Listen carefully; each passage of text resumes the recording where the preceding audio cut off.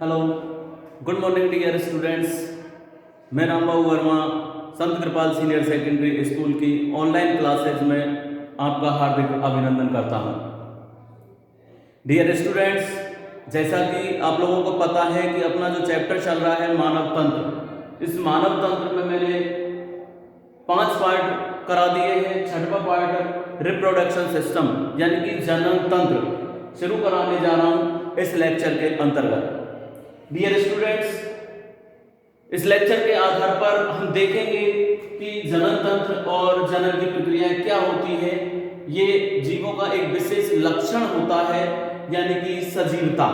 सजीव जो होते हैं उनमें सभी सजीवों में अपने जैसे जीव उत्पन्न करने की प्रक्रिया होती है। तो डियर स्टूडेंट्स, जनन आवश्यक क्यों होता है? इसका मुख्य कारण होता है अपनी जातिगत निरंतरता को बनाए रखना। अपनी जातिगत निरंतरता उदाहरण के तौर पे माना, एग्जाम्पल के तौर पे कह दूं कि मानव के द्वारा जैसे शिशु का जन्म होना, उसी तरीके से जिस पौधे को बोया गया है बबूल के पौधे के नीचे बबूल के पौधे उगना, नीम के पौधे के नीचे नीम के पौधे उगना।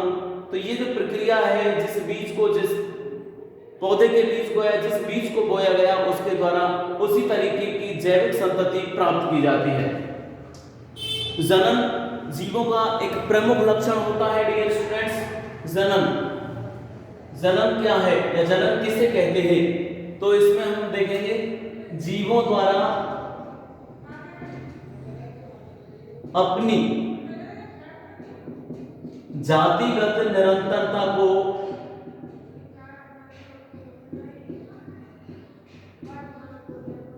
बनाए रखने के लिए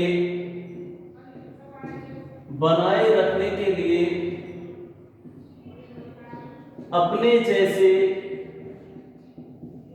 जीव उत्पन्न करना क्या कहलाता है डियर स्टूडेंट्स? जनन कहलाता है। बात आती है जनन तंत्र की। तो जनन तंत्र में हम देखते हैं कि किसी भी जीव के अंतर्गत जनन क्रिया में भाग लेने वाले अंग जनन तंत्र का निर्माण करते हैं। तो जनन एक ऐसा कार्य होता है, जहां तक मानव के जनन तंत्र की बात आती है तो मनुष्य में जो जनन की प्रक्रिया पाई जाती है, मानव के अंतर्गत जो जनन की प्रक्रिया पाई जाती है वो किस तरीके का जनन पाया जाता है? लैंगिक जनन होता है। लैंगिक जनन। अब लैंगिक जनन क्या होता है? ऐसा जनन जिसमें नर और मादा युग्मक दोनों समान रूप से भाग लेते हों। ऐसा जनन जिसमें नर और मादा युग्मक दोनों समान रूप से भाग लेते हों उसे लैंगिक जनन कहा जाता है। जनन प्रक्रिया के अंतर्गत जिसमें नर युग्मक के तौर पे, इसके अंतर्गत नर युग्मक के तौर पे क्या होता है? नर युग्मक के तौर पर शुक्राणुओं का निर्माण और मादा युग्मक के तौर पर अंडाणुओं का निर्माण होता है। अंडाणुओं का निर्माण। तो ये नर युग्मक शुक्राणु उत्सर्जित करता है, मादा युग्मक के माध्यम से अंडाणु उत्सर्जित होते हैं। और ये उत्सर्जन होने की प्रक्रिया जो होती है, खास करके लैंगिक जनन होता है जीवों में और द्विलिंगी होता है। द्विलिंगी का मतलब यानी कि नर युग्मक और मादा युग्मक दोनों समान रूप से भाग लेते हो, द्विलिंगी होता है। तो नर युग्मक शुक्राणुओं का निर्माण करते हैं, मादा युग्मक से अंडाणुओं का निर्माण होता है। और ये शुक्राणु और अंडाणु जो मिलने की क्रिया होती है वो होती है निषेचन, फर्टिलाइजेशन।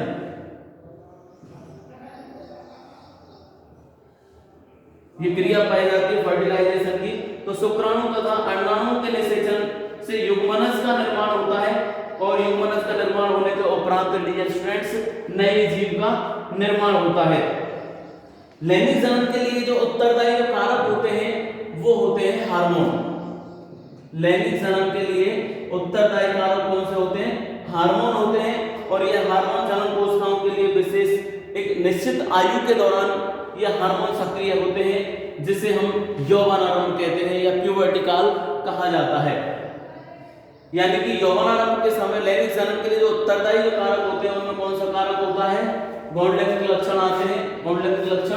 और गौण लैंगिक लक्षणों का जो मुख्य कारण होता है यहाँ पे। इनमें हम देखते हैं सामान्यतः डियर स्टूडेंट्स कि जैसे जैसे युवा अवस्था होती है तो शरीर के अंतर्गत अचानक बदलाव देखने को मिलते हैं।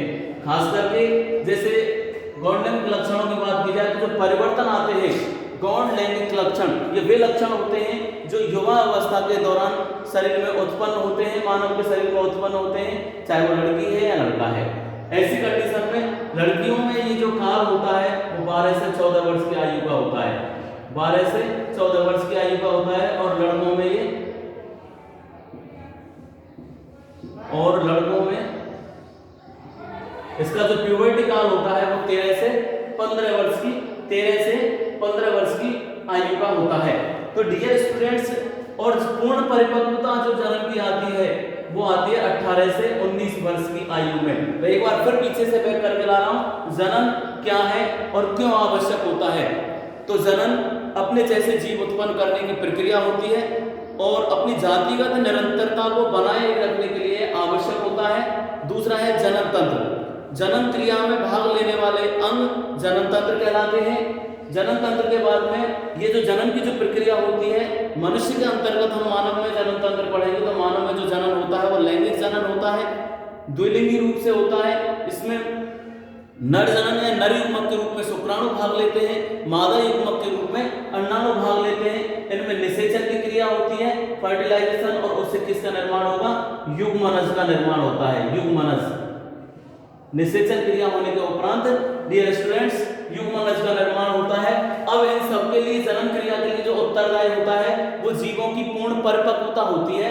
और जीवों में पूर्ण परिपक्वता में जहां तक मानव का सवाल आता है तो मनुष्य में एक निश्चित आयु के बाद में शरीर में परिवर्तन देखने को मिलते हैं, जिसे यौवनारंभ कहते हैं या युवा अवस्था कहते हैं या प्यूबर्टी काल कहा जाता है। यौवनारंभ में जो यौवनारंभ का जो प्यूबर्टी काल होता है लगभग, उसमें लड़कियों के अंतर्गत मुख्य रूप से 12 से 14 वर्ष की आयु में शारीरिक परिवर्तन देखने को मिलते हैं। लड़कों में जो शारीरिक परिवर्तन देखने को मिलेंगे वो 13 से 15 वर्ष की आयु में मिलते हैं। और गौण लैंगिक की पूरी जो परिपक्वता होती है जनन अंगों की वो लगभग 18 से 19 वर्ष की आयु में दोनों में पूर्ण परिपक्वता आ जाती है। डियर स्टूडेंट, यहाँ से इस उम्र के बाद में अब यहाँ पे गौण लैंगिक लक्षण होते क्या हैं। इनमें लड़कों के अंतर्गत यदि गौण लैंगिक लक्षणों की बात की जाए तो आवाज का भारी होना नंबर 1 क्या है, आवाज का भारी होना।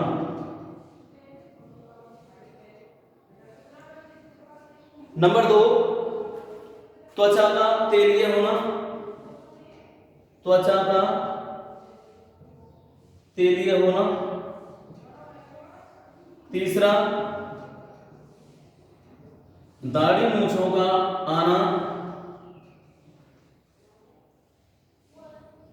चौथा जननांग क्षेत्रों में बालों का उगना। डियर स्टूडेंट्स, ये लड़कों के अंतर्गत इस उम्र के दौरान परिवर्तन देखने को मिलेंगे। अगर हम बात करें लड़कियों की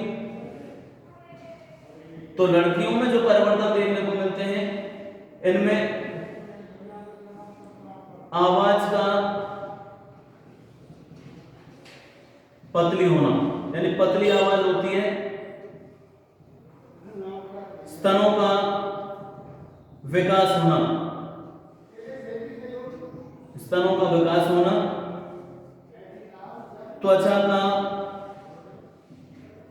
तेलीय आना, तेलीय होना। कांच जांघ व जननांगी क्षेत्रों में, कांच जांघ व जननांगी क्षेत्रों में बालों का उगना।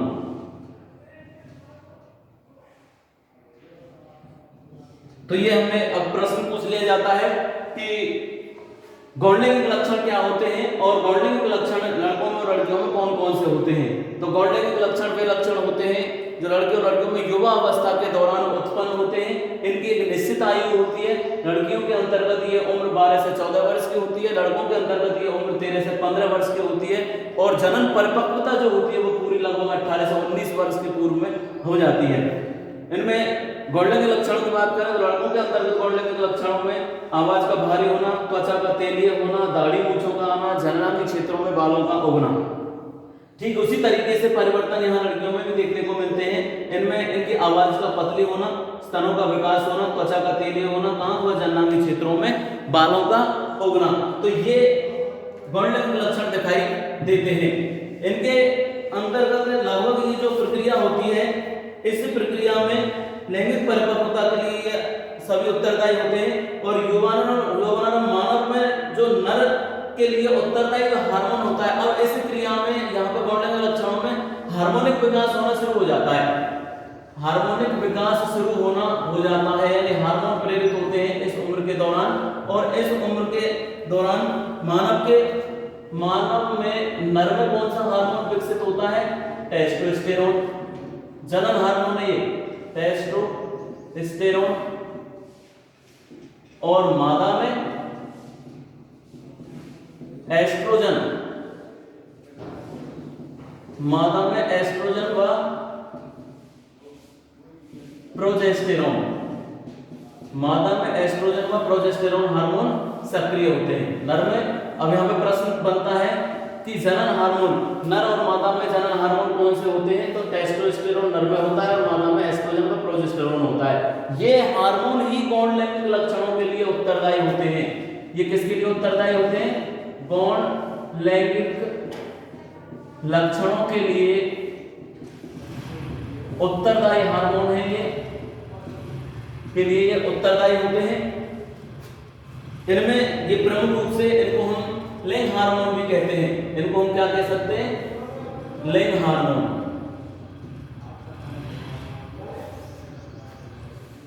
मनुष्य में मैं फिर एक बार बता रहा हूं, जनन क्या होता है, जनन तंत्र क्या होता है, गौणलिंग लक्षण क्या होते हैं, यौवनारंभ क्या होता है, गौणलिंग लक्षण कौन कौन से होते हैं, नर में कौन से गौणलिंग का अवस्था यानी कि यौवनारंभ अवस्था क्या है, यौवनारंभ अवस्था का एक आयुकाल फिक्स क्या होता है, एवरेजन आयुकाल क्या है, वो बताया मैंने। इसके बाद में आता है लैंगिक हार्मोन कौन कौन से होते हैं। तो लैंगिक हार्मोनों में नर में जो लैंगिक हार्मोन होता है वो टेस्टोस्टेरोन होता है डियर स्टूडेंट्स, और मादा में जो हार्मोन्स होता है वो होता है एस्ट्रोजन और प्रोजेस्टेरोन।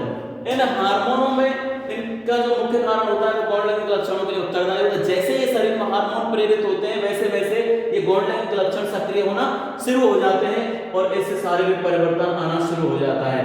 अब बात आती है जनन तंत्र की। तो जनन तंत्र में मुख्य रूप से यहाँ पर हम नर जनन तंत्र का देख रहे हैं, नर जनन तंत्र।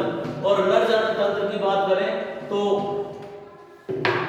मनुष्य में नर जनन तंत्र में मुख्य रूप से ये नर जनन तंत्र है, ये नर जनन तंत्र है और ये मादा जनन तंत्र है। ऊपर वाले जनन तंत्र को हम ध्यानपूर्वक देखेंगे। जनन तंत्र में कौन कौन से अंग यहाँ पर भाग ले रहे हैं? ये शुक्राशय वाला भाग होता है, यहाँ पे शुक्राणु आकर के एकत्रित होते हैं। यहाँ पे मूत्राशय है, यहाँ पे मूत्र एकत्रित होता है जो मूत्र नलिका के माध्यम से, शिश्न के माध्यम से मूत्र उत्सर्जन कर दिया जाता है। ये प्रोस्टेट ग्रंथि होती है। इसके अलावा यहाँ पर आ जाइए, यहाँ ये वृषण कोष होते हैं डियर स्टूडेंट्स। वृषण कोष, एक जोड़ी वृषण कोष पाए जाते हैं। इनमें ये वृषण वाला भाग है और ये इसके ऊपर जो है ये अधिवृषण रूपांतरण होता है, अधिवृषण ग्रंथि का रूप होता है। तो ये जनन तंत्र के अंतर्गत पाए जाने वाले भाग होते हैं। इनमें अब अगर हम बात करें नर जनन तंत्र की, तो ये दो भागों में विभाजित होता है। पहला है प्राथमिक लैंगिक अंग। नर जनन तंत्र में प्राथमिक लैंगिक अंग, प्राथमिक लैंगिक अंग की प्रक्रिया अगर हम देखें, प्राथमिक लैंगिक अंग यहाँ पर, तो प्राथमिक लैंगिक अंग में कौन सा अंग आता है? वृषण।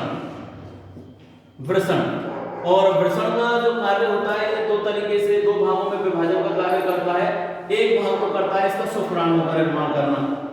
वृषण जो होते हैं, वृषण ये वाला भाग, मनुष्य में एक जोड़ी वृषण होते हैं, एक जोड़ी वृषण पाए जाते हैं और इनका कार्य क्या है?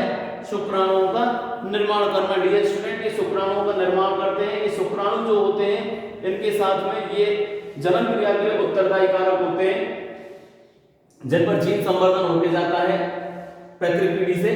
तो एक जोड़ी वृषण पाए जाते हैं।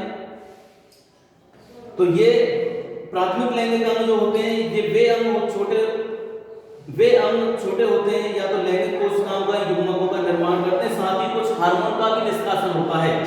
इनमें से ये अंग जनन अंग कहलाते हैं। तो ये अंग कैसा अंग होता है? जनन अंग कहलाता है। वृषण कौन सा अंग कहलाता है? जनन अंग कहलाता है। और नर जनन कोशिकाएं शुक्राणु का निर्माण करने के लिए वृषण उत्तरदायी होते हैं।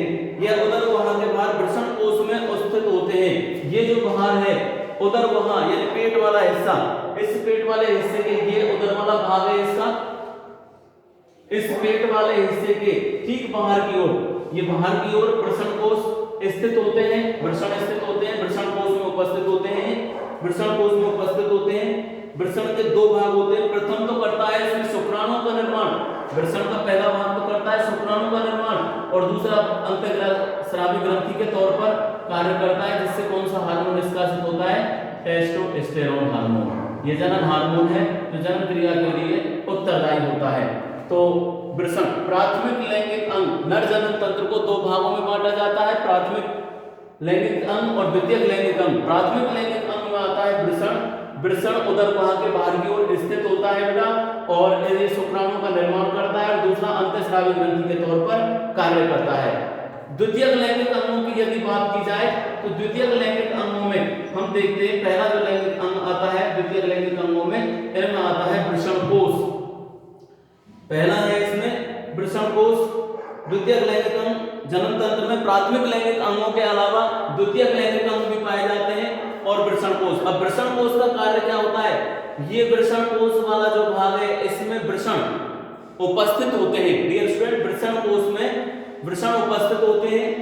ये शरीर, यहाँ पर शरीर का जो तापमान होता है और शरीर के तापमान के अपेक्षाकृत यहाँ का तापमान कम होता है, और इसमें शरीर का तापमान कम होने के साथ साथ ये वृषण कोश ताप नियंत्रण के तौर पर कार्य करते हैं। दूसरा है इसमें शुक्रवाहिनी। शुक्रवाहिनी जैसा नाम है ये वाली, ये क्या करती है? शुक्राणुओं को प्रेरित करती है। वृषण कोश में जिन शुक्राणुओं का निर्माण होता है ये शुक्राणु शुक्रवाहिनी के माध्यम से प्रेरित होते हैं। तो शुक्रवाहिनी, ये शुक्रवाहिनी यहाँ से मार्ग से मूत्राशय मार्ग से जुड़ जाती है, यहाँ पे यहाँ से आते हुए, और यहाँ से फिर इसके माध्यम से शुक्राणु निष्कासित होते हैं।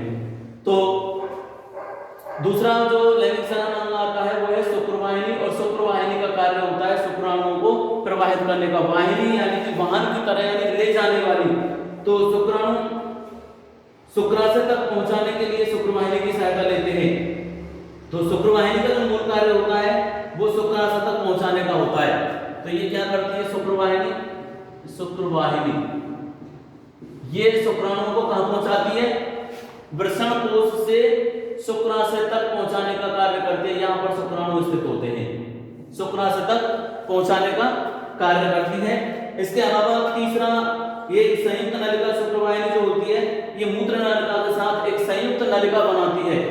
हमारी जो मूत्र नलिका है इसी के साथ में ये जुड़ जाती है शुक्रवाहिनी, और ये इसके साथ में संयुक्त नलिका बनाती है, जिसके द्वारा मूत्र का भी उत्सर्जन होता है और शुक्राणुओं का भी उत्सर्जन शुक्रवाहिनी के माध्यम से ही होता है।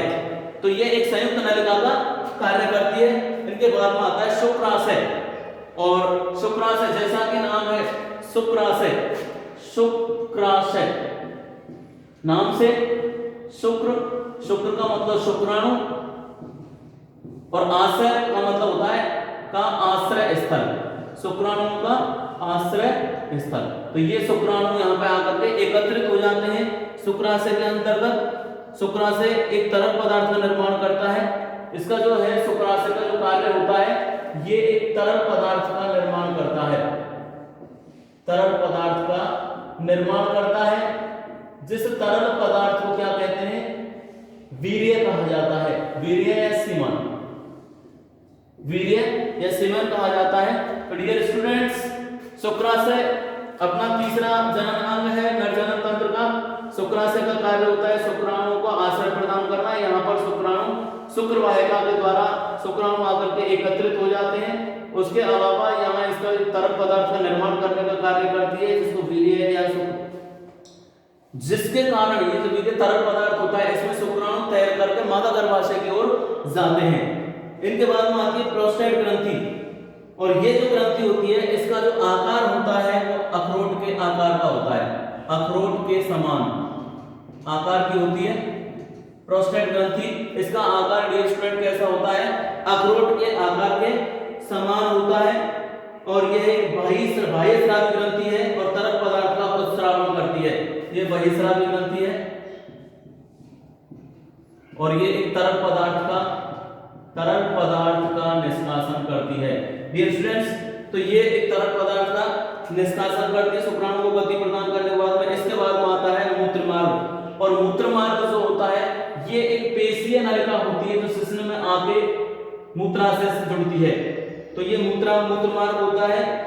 इसमें होकर के मूत्र शुक्राणु और प्रोस्टेट ग्रंथि आदि स्राव बाहर निकलते हैं। तो इससे मूत्र शुक्राणु और प्रोस्टेट, मूत्र शुक्राणु व प्रोस्टेट स्राव किसके माध्यम से बाहर निकलते हैं? मूत्र मार्ग के माध्यम से। मूत्र मार्ग है यहां से बाहर निकलते हैं डियर स्टूडेंट्स।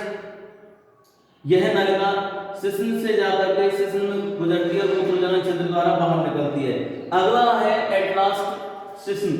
ये जो भाग होता है ये एक उदर के बाहर की ओर होता है। इसका आकार बेलनाकार होता है और यह एक उत्थानशील मैथुनान का कार्य करता है, यानी कि इसका मुख्य कार्य होता है मूत्र उत्सर्जन की प्रक्रिया करना। उसके अलावा मैथुन क्रिया के दौरान ये उन्नत अवस्था में आ जाता है और उन्नत अवस्था में आने के बाद में शुक्राणुओं को मादा गर्भाशय में अंतर पहुंचाने का कार्य करता है। तो डियर स्टूडेंट्स ये तो था मानव का नर जनन तंत्र। इसके बाद में दूसरा जो जनन तंत्र की बात आती है तो वो आता है फिर इसके बाद में मादा जनन तंत्र। मादा जनन तंत्र भी मुख्य रूप से दो भागों में विभाजित होता है।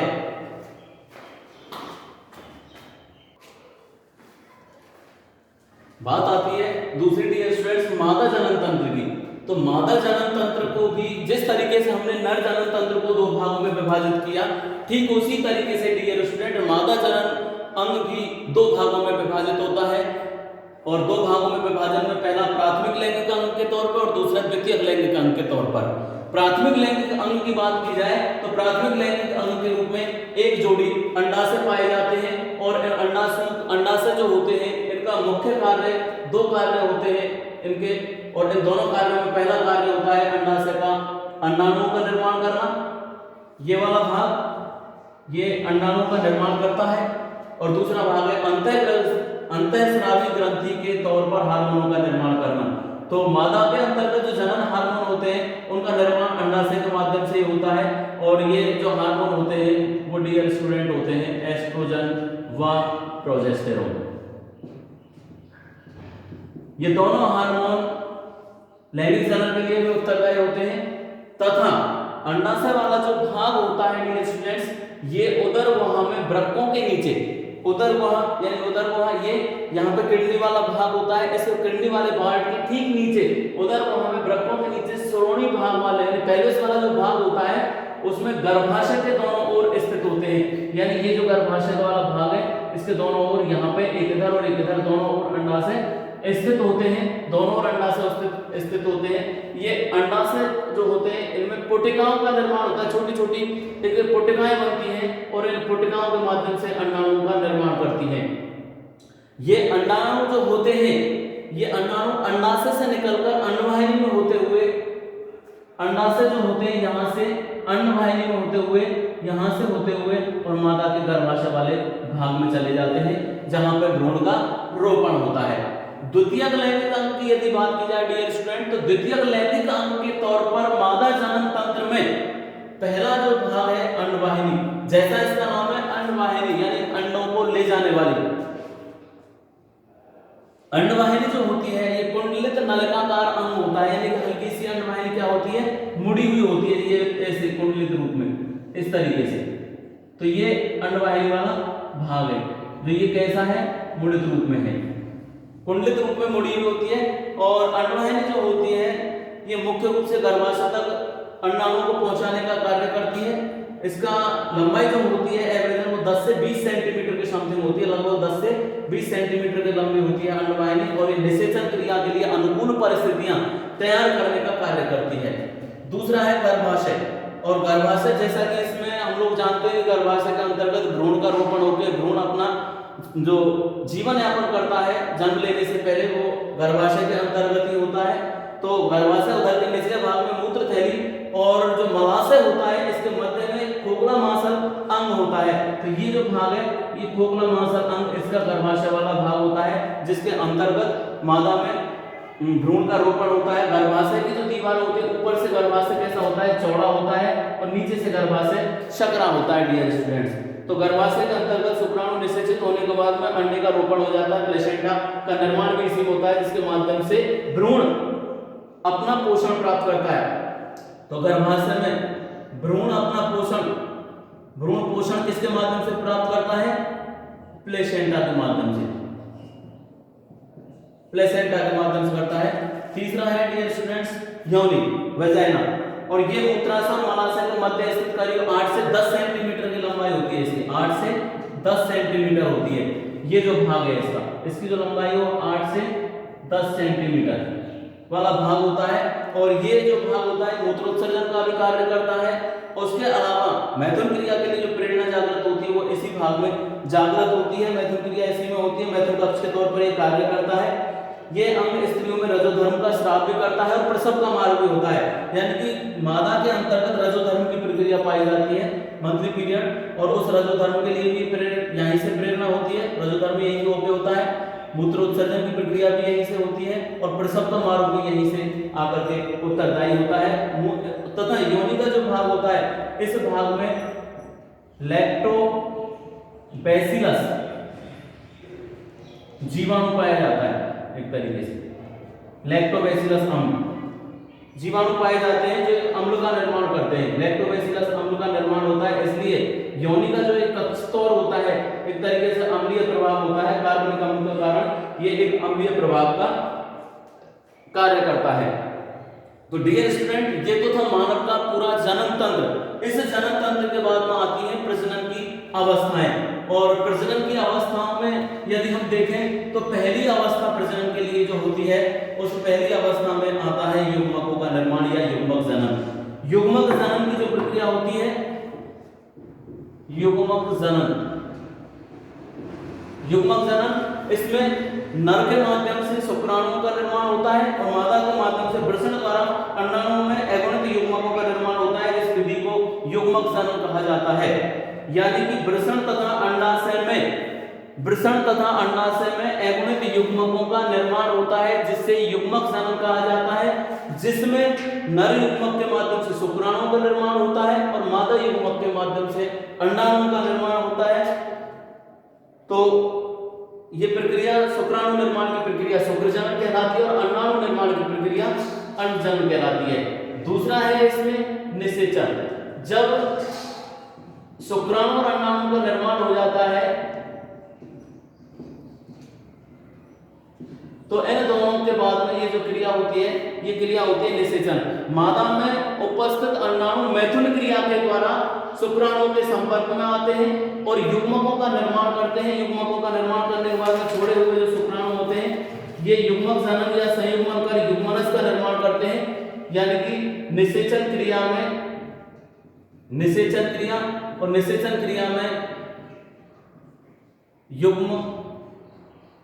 युग्मकों का निर्माण होता है और युग्मकों का निर्माण करने के बाद में ये युग्मनज बनाते हैं, युग्मनज का निर्माण होता है। तो युग्मनज का निर्माण होगा, ये क्रिया क्या कहलाती है, निषेचन कहलाती है। डियर स्टूडेंट तीसरा है, इसके बाद में थर्ड अवस्था है विदलन या भ्रूण का रोपण। विदलन या भ्रूण का रोपण। अब विदलन या भ्रूण का जो रोपण होता है ये क्या होता है, युग्मनज जो होता है समसूत्री विभाजन द्वारा। युग्मनज क्या करता है, युग्मनज समसूत्री विभाजन द्वारा, युग्मनज जो होता है वो समसूत्री विभाजन करता है। समसूत्री विभाजन द्वारा एक विशेष संरचना बनाता है, द्वारा एक संरचना का निर्माण करता है जिसे एक संरचना का निर्माण करता है जिसे कोरक कहते हैं। जिसे क्या कहा जाता है डियर स्टूडेंट, कोरक। ये कोरक गर्भाशय गर्भाशय के अंत स्तर में जाकर स्थापित हो जाता है। ये कोरक कहाँ जाता है? गर्भाशय में, गर्भाशय के अंत स्तर में जाकर के स्थापित हो जाता है। कोरक गर्भाशय के अंत स्तर में जाकर स्थापित हो जाता है। तो ये प्रक्रिया जो होती है क्या कहलाती है? भ्रूण का रोपण कहलाती है। फिर एक बार देख लें डियर स्टूडेंट्स, युग्मक जनन जीवों में नर के माध्यम से शुक्र जनन क्रिया होती है। शुक्राणु का वृषण द्वारा शुक्राणु का निर्माण होता है, जिसे शुक्र जनन क्रिया कहते हैं। अंडाणु के द्वारा अंडवाहिनी या अंडाणु का निर्माण होता है। मादा युग्मक द्वारा अंडाणु का निर्माण होता है, इसे अंडजनन कहते हैं। ये जो प्रक्रिया हो जाती है इससे युग्मनज का निर्माण होता है। युग्मनज की क्रिया में दोनों निषेचन क्रिया करते हैं। निषेचन का मतलब मैथुन क्रिया होती है मादा गर्भाशय में, इसको निषेचन बोला जाता है। इस निषेचन में ये युग्मक मिलकर युग्मनज का निर्माण करते हैं। ये युग्मनज अब यहाँ से इनका निर्माण, फिर यहाँ से फिर ये तीसरी प्रक्रिया आ जाती है विदलन और भ्रूण का रोपण। इसमें युग्मनज जो होता है डियर स्टूडेंट, वो समसूत्री विभाजन द्वारा एक विशेष संरचना का निर्माण करता है, जिसको कोरक कहते हैं। ये कोरक मादा के गर्भाशय के अंत स्तर में जाकर स्थापित हो जाता है, जिसको भ्रूण का रोपण कहते हैं। चौथी अवस्था है प्रसव। और प्रसव क्या होता है? जब ये भ्रूण रोपित हो जाता है मादा गर्भाशय के अंतर्गत, तो गर्भाशय में भ्रूण के रोपण होने के पश्चात भ्रूणीय विकास धीरे धीरे होता है और एक निश्चित समय बाद शिशु के जन्म लेने की जो प्रक्रिया होती है, शिशु के निश्चित समय बाद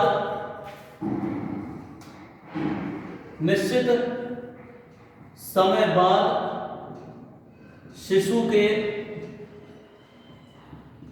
जन्म लेने की प्रक्रिया प्रसव कहलाती है।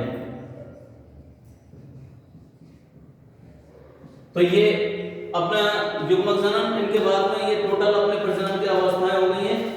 तो ये जितना भी है प्रजनन की 4 अवस्थाएं होती हैं। पहला युग्मक जनन, दूसरा निषेचन, तीसरा विदलन या भ्रूण का रोपण और चौथा प्रसव।